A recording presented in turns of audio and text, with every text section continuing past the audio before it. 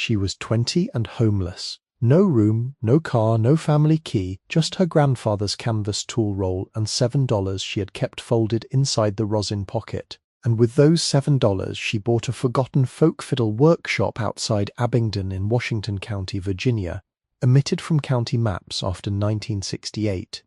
The north sill had softened beneath the door. Rain entered through 3 seams in the tin roof. The county condemned it on October 14, 2022, with demolition planned for the first thaw. Yet inside an unfinished maple scroll block, sealed by a cedar disc no hand had moved in 64 years, waited a journal and $41,632 that would alter the shape of her life. Before we continue, if stories like this mean something to you, hit subscribe and tell us in the comments where you're watching from.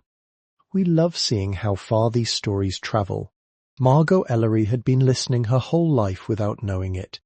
As a child in Roanoke, she learned a house by its noises. The refrigerator clicked twice before waking. Rain found the loose gutter above her bedroom. Her mother's sewing machine slowed when money was short. Margot stayed quiet because quiet children were easier to carry from one rented place to another. Her mother, Denise, measured safety in paid envelopes and locked doors. She worked hotel laundry until her wrists thickened, then came home smelling of bleach and warm cotton. She loved Margot in practical portions, bus fare under a saucer, soup covered on the stove, warnings repeated until they sounded like rules. The only place where silence meant welcome belonged to Denise's father, Elias Bell. His workshop stood behind a brick house near Floyd, where he repaired dance fiddles scarred by church suppers, porch reels, and damp cases. Every Saturday, Margot swept spruce curls from beneath his bench, warmed hide glue in a jar set inside a water bath, and watched him fit bridges by shaving their feet until no light showed beneath them. He taught her to tap maple and hear whether it answered clear or dull, sharpen a knife on Belgian stone, and lift rosin dust with a cloth barely touched by mineral spirits. At noon they ate apples over the scrap bin. Afterward, Elias placed her smallest finger against a fiddle's back while he drew the bow. The wood trembled before the note reached her ear. Patience is not waiting. It is listening accurately. He meant that wood announced what it could bear. So did people. Margot understood the first lesson years before the second. Elias died in March 2018 after a stroke left one hand curled against his chest during the funeral week. Relatives emptied the workshop before Margot returned from school. The bending iron, gouges, molds, and 2 unfinished instruments disappeared into trucks and online listings. Denise saved only the canvas roll from beneath his bench. Inside were 3 worn knives, a peg reamer, a soundpost setter, and the dry sweetness of maple. 4 years later, Denise moved into a duplex owned by her sister, Vivian Cross.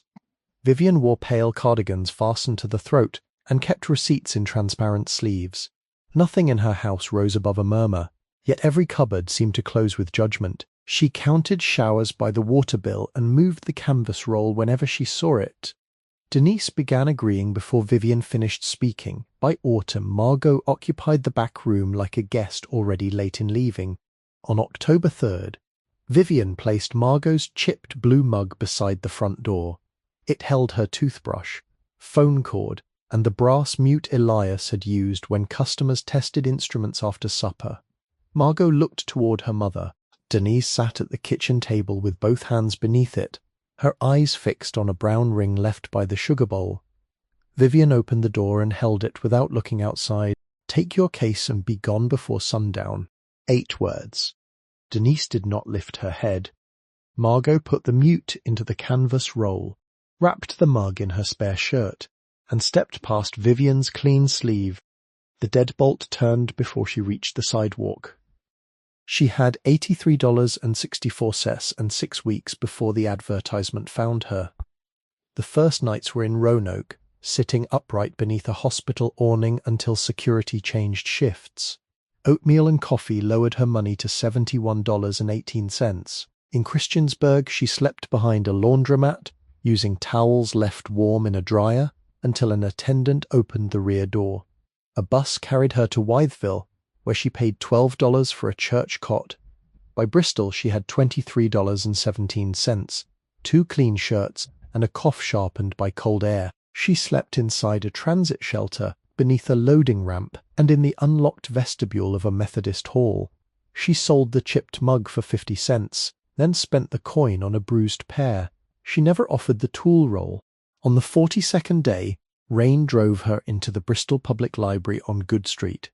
She sat beside the local history shelves where a heating vent blew beneath the table. A county disposal notice hung crookedly near the copier, below tutoring cards and a lost Beagle flyer. It offered condemned parcels for nominal transfer before winter demolition. One penciled line read, Bell Fiddle Works, outbuilding and land remnant, $7 deed fee, purchaser assumes all risk. Margot read the surname twice. She borrowed a road atlas, traced US, 11 northeast toward Abingdon, and copied the clerk's hours onto a discarded printing slip. The workshop might have belonged to strangers. Its roof might fail before spring. $7 was every bill she had left. She folded the notice into Elias's tool roll and chose an address over another night without one. By dawn, Margot was walking toward the bus that would carry her to the county clerk, and the workshop nobody else had claimed. The bus left Bristol before sunrise, its windows filmed with breath and road salt. Margot rode 26 miles with Elias's tool roll across her knees, then stepped down west of Abingdon. The driver pointed along US Route 11 and said the county line was nearer than it looked. She walked 9 miles before sleet darkened the shoulder. That night she slept beneath loose hay in an open barn near Windale, where the temperature fell to 28 degrees and mice moved around her shoes. By late morning, Abingdon appeared through bare sycamores and brick storefronts. She passed Barter Theatre, Wolf Hill's Coffee, Greer Hardware, the Martha Washington Inn, and Field's Penhouse in 1 wet mile. The town looked kept, which made the dirt on her cuffs feel brighter. The Washington County Clerk's office smelled of damp coats and old paper. Margot followed brass arrows to the property counter and placed the disposal notice beneath a glass partition worn cloudy by sleeves. The clerk looked up over narrow red frames. A white scar crossed her right thumb, and the nameplate beside her keyboard read Lenora Vaughan, Deputy Clerk. Yes, ma'am. Lenora opened a thin grey folder. Yes, ma'am. Yes, ma'am. Yes, ma'am. Yes. Ma'am?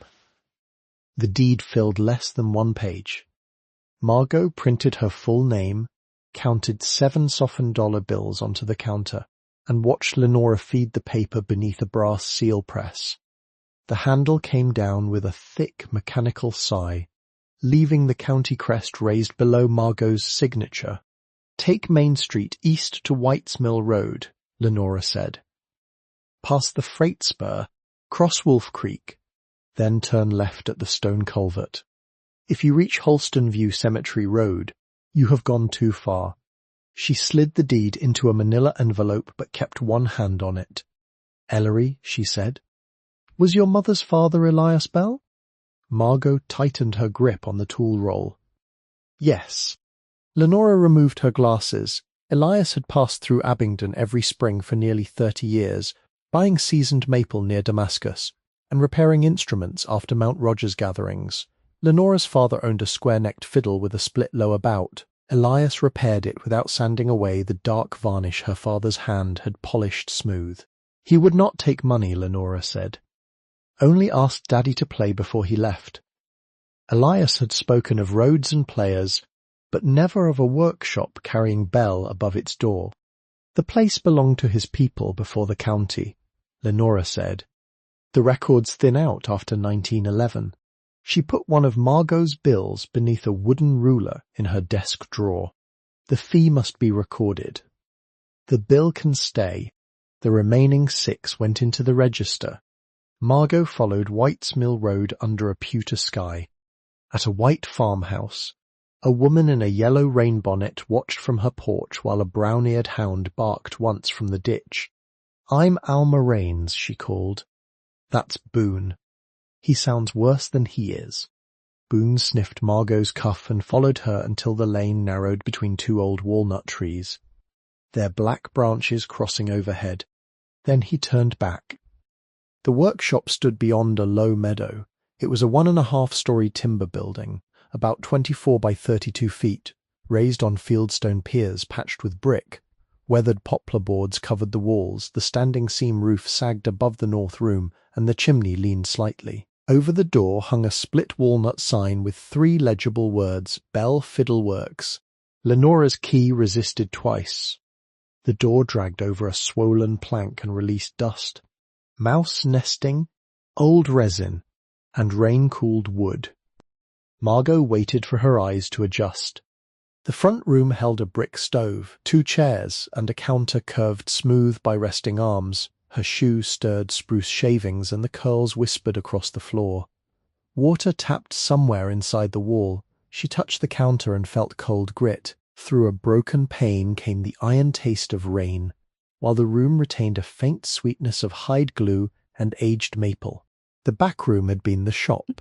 Benches ran beneath 8 windows, though only one pane remained clear. Wooden forms hung from square nails, and an empty bow-rack leaned beside the chimney.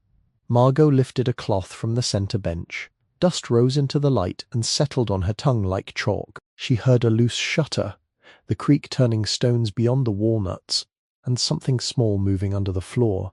She carried water from the hand pump behind the building, drinking only after the rust colour cleared. It was sharp enough to ache in her teeth. She ate the last heel of bread and wiped a sleeping place beside the stove with her spare shirt. Darkness came before she could inspect the roof. With no matches and no safe chimney, she placed the canvas roll beneath her head and lay on the bare boards. Cold pressed through her coat. The walnut sign creaked over the door. Near midnight, a fiddle string somewhere in the room gave one dry tick as the temperature changed.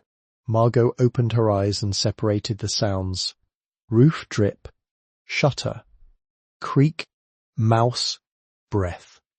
What is kept by careful hands is never wholly lost. At first light, Margot carried a dented bucket to the pump and worked the handle until the pipe stopped coughing air. The water cleared after 11 strokes. She boiled a cup over a candle stub borrowed from Alma Raines, then spent the morning testing the outhouse floor with a broom handle before trusting her weight to it. By the 3rd day, she knew which boards complained and which warned. A sigh near the front counter, 2 quick knocks beside the stove, and a deep complaint beneath the rear bench where the joists had taken damp.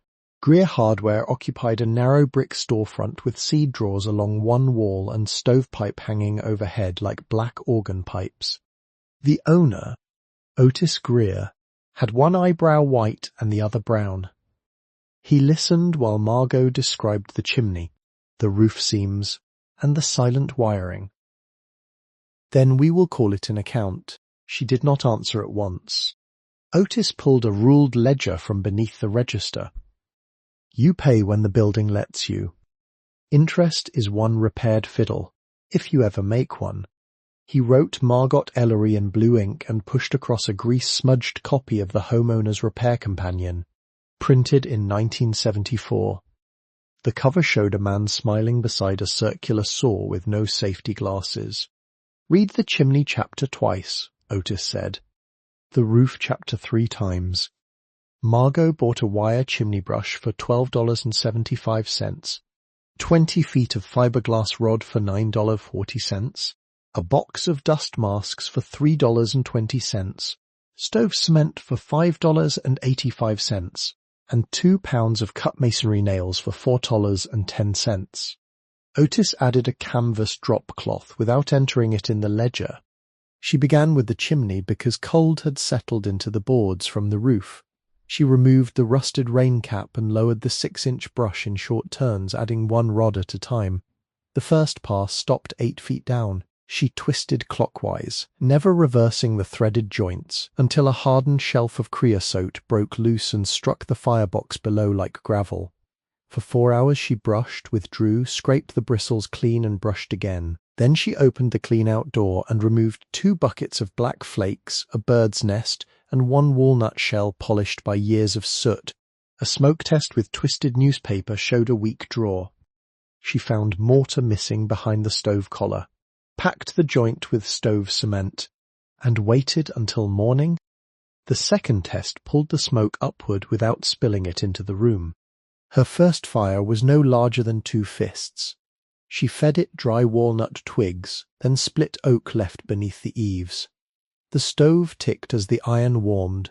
Margot held her hands near it without touching the surface, and watched heat loosen the room's resinous smell. She boiled oats in a borrowed saucepan, added half an apple Alma had left by the pump, and ate from the pot while rain moved east across the roof. It was the first hot meal she had cooked for herself in 45 days. Only after the chimney drew clean did she begin the workroom.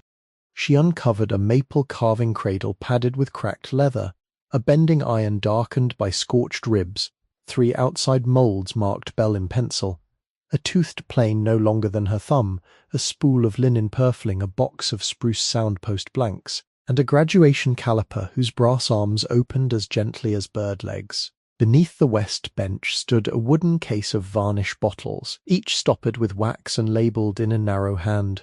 Margot touched nothing until she had sketched its place in the back of the repair manual. The largest object lay on the centre bench beneath a grey horse blanket.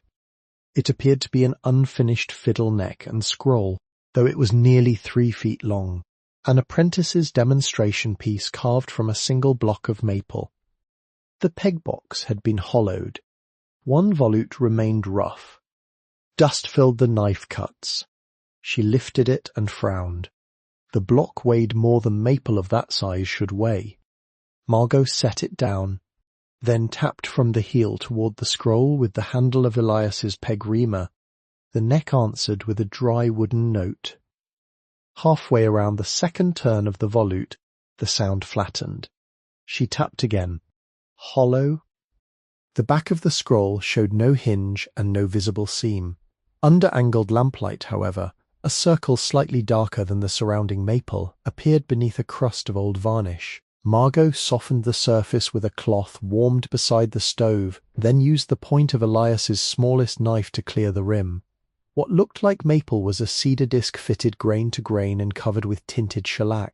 She worked for nearly an hour before the disc moved. Rather than pry, she pressed around its edge, listening for the place where the fit yielded. At the lower curve, it sank the width of a fingernail. The opposite edge lifted. A smell of cedar came out, clean and dry. Inside the cavity rested 4 packages wrapped in faded linen and tied with waxed thread. Margot removed them in order and placed each on the drop cloth. The first held 2 narrow gouges, a small thumb plane, a bridge knife, and a silver-tipped soundpost setter. Their handles had been rubbed dark by use. One gouge bore the initials AB. The second package contained split billets of red spruce and figured maple, each no larger than a hand, with dates written on paper bands, 1897, 1903, 19016. The spruce rang clear when she touched it with a knuckle. The third held a black tin box secured by a wire loop. The fourth was a leather journal, its cover scored with the outline of a fiddle scroll. A folded letter rested inside the first page. Margot closed the cover without unfolding it. She opened the tin box. Banknotes lay beneath a layer of cotton, arranged in paper packets and bound with linen tape. Some were old large-size notes, others later bills stored so carefully that their corners remained sharp. Below them were cloth rolls of coins, Liberty Head double eagles, Morgan silver dollars, Indian Head half eagles, and Barber half dollars. Margot counted at the centre bench, recording each packet and roll in pencil before opening the next.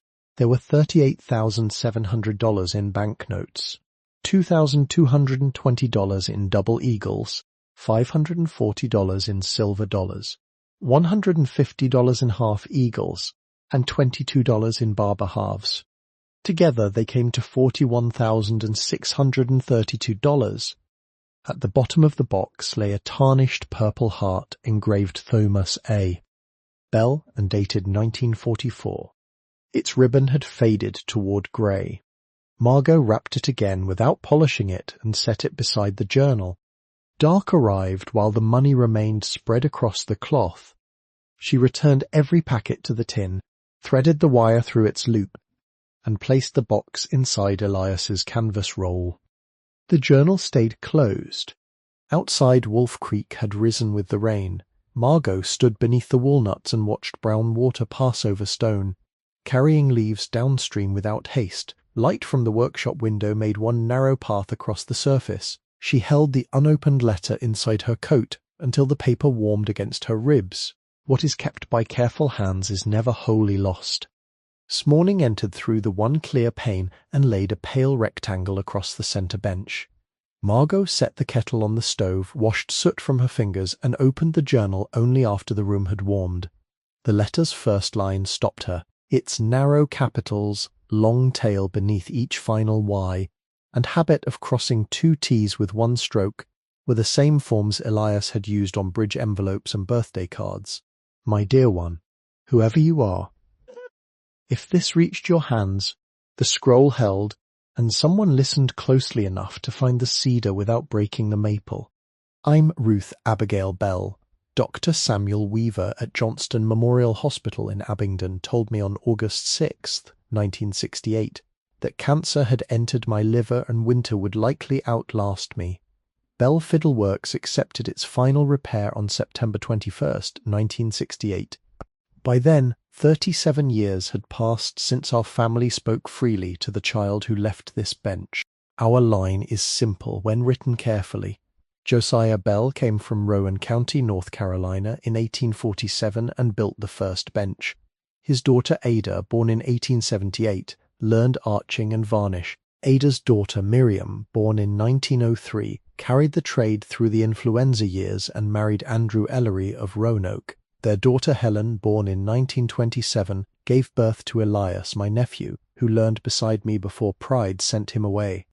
My husband, Thomas Avery Bell, was killed near Saint-Lô, France, on July 17, 1944, during the Normandy campaign. His Purple Heart is enclosed. Remember him as a man who heard a loose bass bar before removing the strings and sharpened every knife before leaving for war. If you work here, begin slowly heat hide glue to 145 degrees Fahrenheit and never let it boil. Set the sound post grain across the top grain.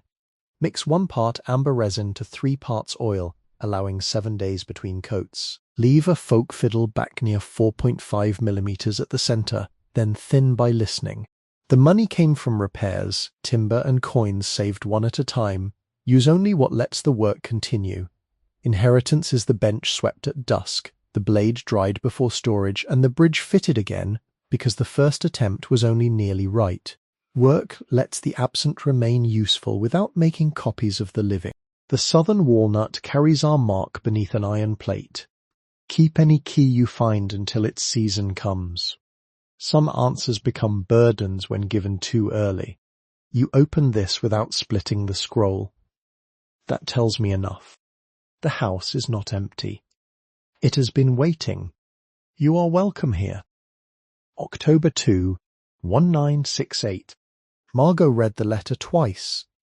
During the second reading, she rested one finger beside every name and followed the line down to Elias. The stove settled with a small iron click. She folded the pages along their original creases, neither sharpening nor correcting them, and returned them to the journal exactly as Ruth had kept them. Behind the workshop, rain had softened the ground around the southern walnut. Margot cleared wet leaves from the trunk with both hands and found a black iron plate no larger than her palm, fixed low beneath a ridge of bark. Its stamped mark showed a narrow fiddle bridge beneath a 5-pointed star, the same device scored into the journal's cover. Rust filled the screw heads and the bark had begun to close around one edge. She tested the plate with her thumb but did not reach for a tool. Then she covered it again, leaving the leaves as she had found them.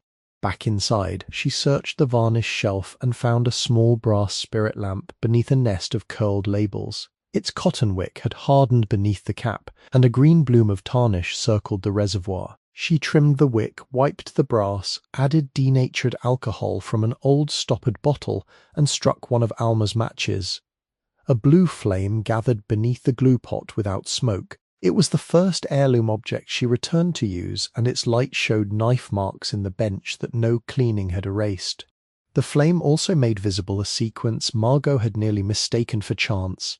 Lenora preserving one softened bill beneath her ruler, Alma lending a candle and leaving half an apple, Otis opening a credit ledger without demanding proof, and the church volunteer in Wytheville folding a blanket twice at the foot of Margot's cot. None of them had solved her life. Each had made one cold hour survivable, which had allowed another hour to begin. Before we go farther, remember one small kindness someone once gave you when they could not have known how much you needed it. Perhaps it was a meal, a ride, a warm room, or simply a person who believed your name belonged on an account. Tell us about it in the comments if you can. Such gestures travel farther than the giver ever sees. Before lying down, she barred the swollen door, banked the fire with one oak split, and set the tin box beneath the centre bench.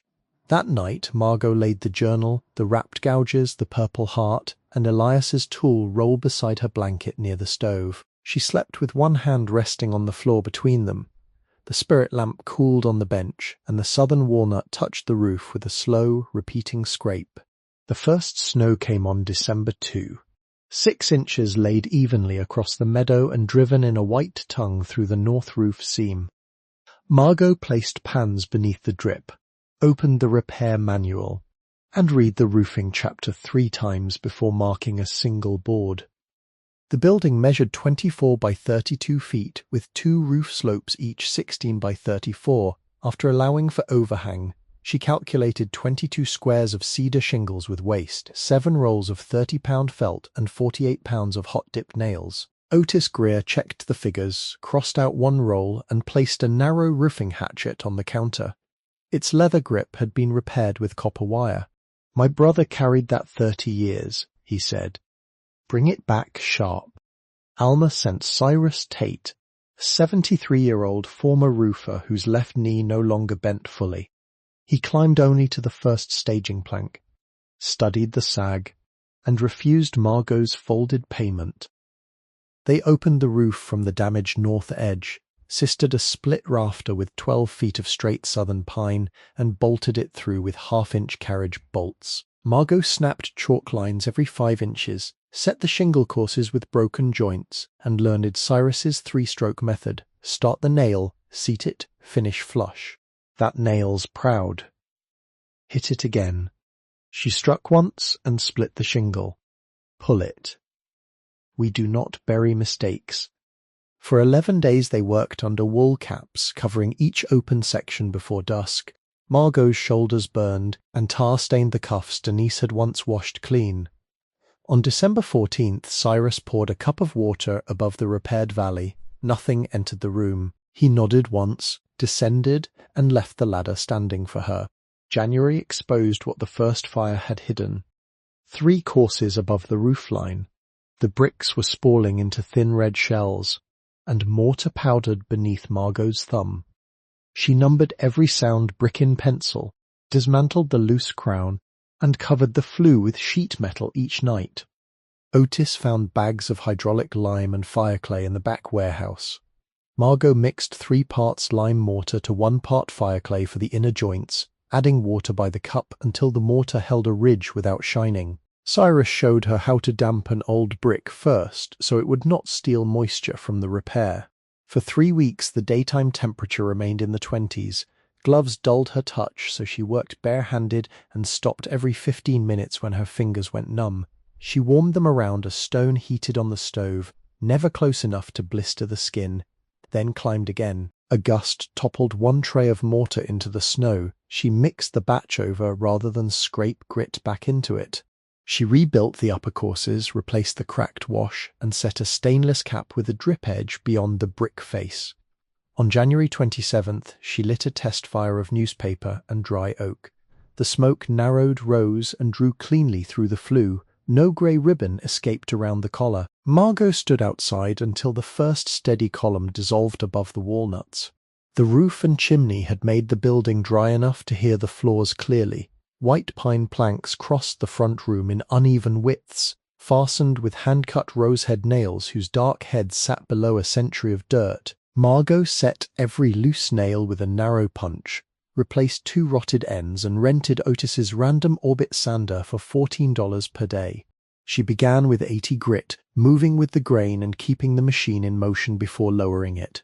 The first pass lifted blackened wax and soot.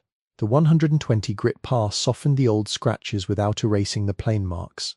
At 220 the boards became quiet beneath her palm. She vacuumed twice, wiped with mineral spirits, and waited overnight for the solvent smell to leave. Then came 3 thin coats of tung oil cut with citrus solvent, each rubbed into the pine and wiped before the surface turned tacky.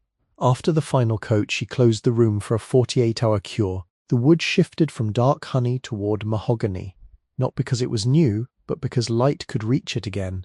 One morning she carried the sander to the doorway and could not make herself plug it in.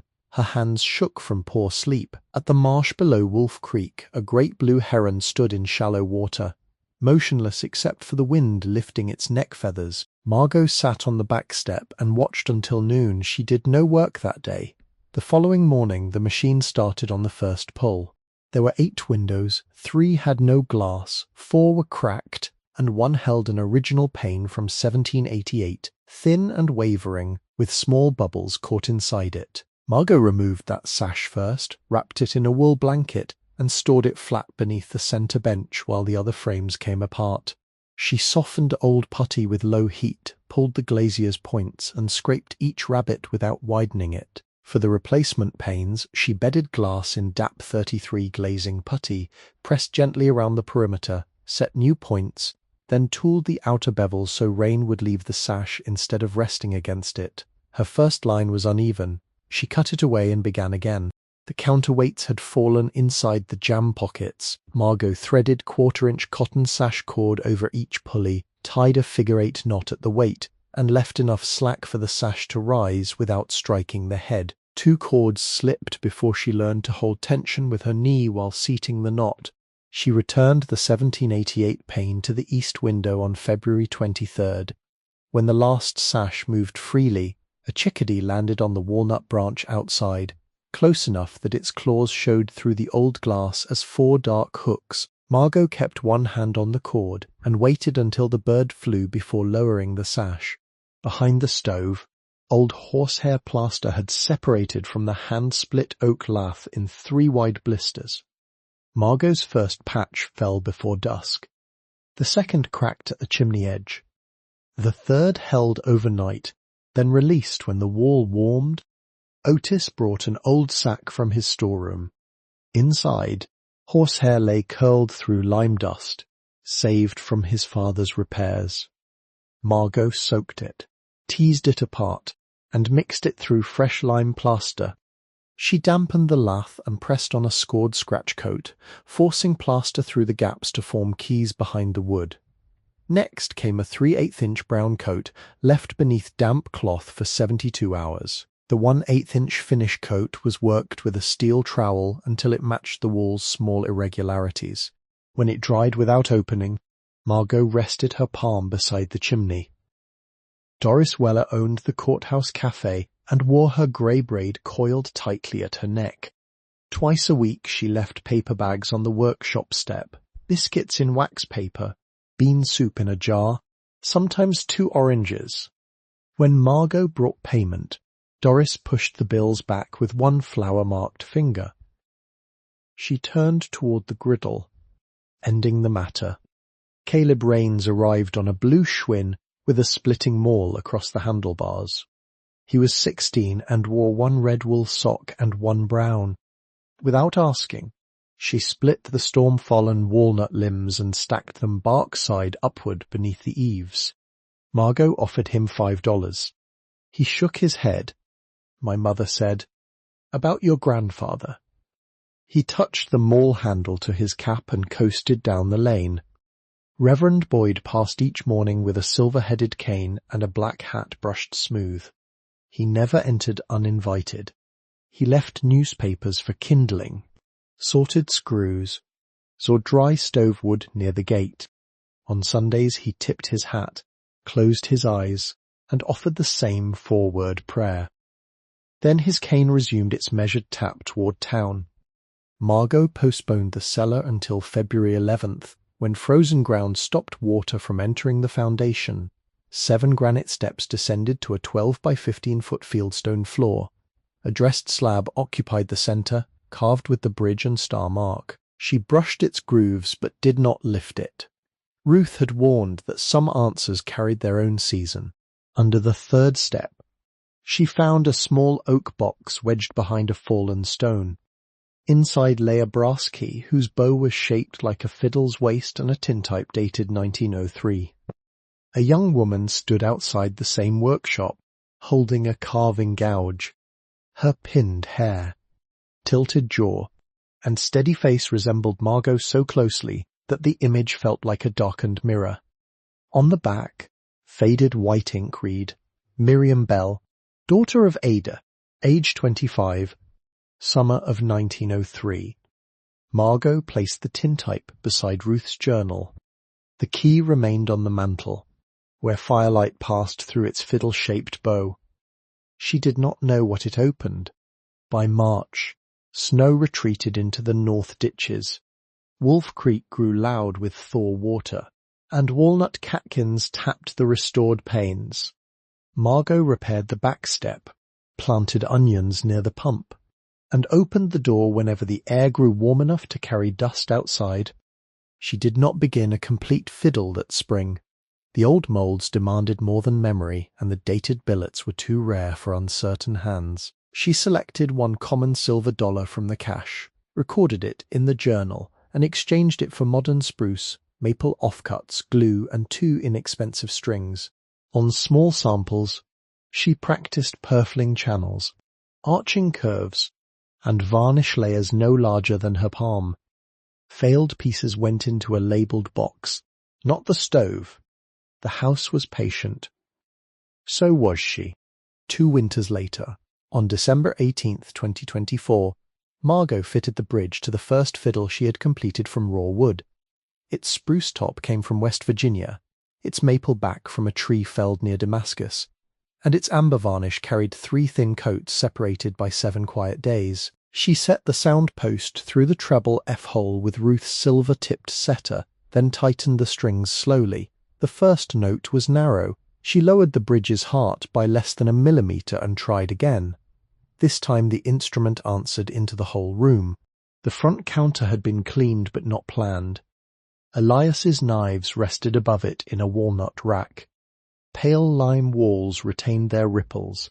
The white pine floor held a deep brown glow, and the 1788 pane bent winter light across the stove. Nothing looked new enough to forget its age. The brass key found its lock during an ice storm. A walnut limb struck the iron plate, breaking away bark that had hidden a keyway beneath the stamped bridge. After the storm, Margot inserted the key. The plate released with one turn. Inside the tree was a copper-lined cavity. It held a folded 48-star flag wrapped in oilcloth and a sealed note dated February 20th, 1942, 2 months after the United States entered World War II. Miriam Bell had written before Thomas left for training. She asked that the flag remain where living wood could guard it, because men departing for war were too often made into symbols before they had finished being sons, husbands, and workers. Thomas, she wrote, had repaired a child's fiddle the night before boarding the train, though the family could not pay. Do not let the uniform erase the hand. Remember what it fixed. Margot refolded the note and flag along their old lines, renewed the oilcloth, and locked the plate. Some things were better preserved where weather passed close to them. On July 17, 2024, the 80th anniversary of Thomas Bell's death, Margot carried his Purple Heart to the Normandy American Cemetery at Colleville-sur-Mer. She placed it for 1 hour beside his white marble cross, then wrapped it again in Ruth's linen. There was no speech, only clipped grass, sea wind, and flags sounding above the graves. The cache remained mostly untouched. Margot used 4 coins, 1 for practice wood, 1 toward chimney brick, and 2 for seasoned maple when Otis's credit ledger grew too long. Every withdrawal was recorded. The remaining money returned to archival sleeves inside the tin box. She placed it in the scroll cavity with a new letter and sealed the cedar disc using reversible hide glue. Across the envelope she wrote, "For the next one." The shop reopened without announcement. Doris pinned a white index card to the cafe corkboard. Bell Fiddle Works. Repairs accepted. Tuesdays and Thursdays. By spring, more than 40 names filled a mailing list in a school notebook. Most belonged to church players, square dance callers, teachers and families with one damaged instrument in a closet. Margot accepted only what she could finish carefully. Caleb returned one April afternoon, taller and carrying a wrapped board across his bicycle rack. He had carved Bell Fiddle Works in the old lettering, then added 2 smaller words beneath it and daughters. Margot traced the fresh cuts. "There are no daughters here," she said. "Not yet," Caleb answered. He had copied the bridge and star mark at each end, leaving the tool facets visible. They hung the sign beneath the original splitboard rather than removing it. New words and old wood moved together when wind crossed the lane. That evening, Margot opened a clean sheet of rag paper at the centre bench. She dated it, sharpened a pencil, and began with Ruth's first sentence. "My dear one, whoever you are." She wrote about the roof calculation, 3 failed plaster patches, the coin used for practice, and the first fiddle that required a second bridge. She did not describe the inheritance as rescue. She recorded mistakes another pair of hands might avoid, and named the people who had carried food, tools, prayers, and silence to the door. Before folding the letter, she added one line beneath Caleb's name.